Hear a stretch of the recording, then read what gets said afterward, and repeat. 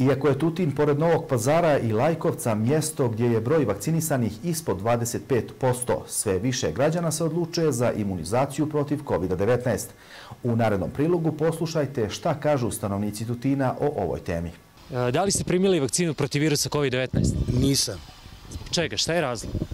Pa bio sam pozitivan na taj virus i onda lekari su mi rekli da trebam da prođe jedno izvesno vreme da bi mogao da i zbog toga. Posle toga hoćete, verovatno? Posle toga, normalno ću... Koju vakcinu? Pa Pfizerovu. Zbog čega Pfizerovu?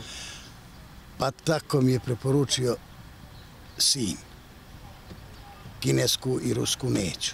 Znači ipak jeste za vakcinaciju, uopšte vakcinu? Jesam, ali za Pfizerovu. Nismo. Zbog čega? Pa nešto nas bilo strah, a rešila sam da primim ovu. Danas sam baš došla kod doktorke, tu ne radim prva smena nego druga. Poslije ću da vidim sa njom da razgovaram koju bi trebalo da primim i tako. Nismo primili. Čega? Imam brisane vene, nismo. Recite mi, da li ste primili vakcinu protiv virusa COVID-19?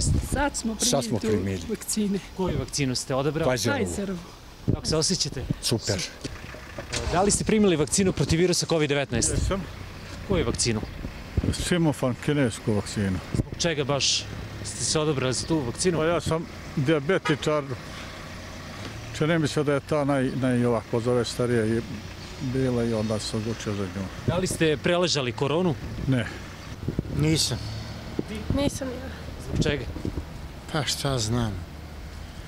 Možda zbog zdravstvenih razloga. Pojma nema. Jel nameravate da primite? Pa možda namjeravam, ne znam. Vidjet ću. Imali vakcinu, revakcina pre 2 mjeseca od revakcine. Vakcina u pitanju? Kineska. Kako se osjećate? Super. Nikakvih problema nije bilo uopšte nije bilo nikakvih problema. Da. Koju vakcinu? Kineske. Obe doze? Oba doze kinesku. Kako se osjećate? Odlično. Isto, prije što sam se sjećao, tako i sad.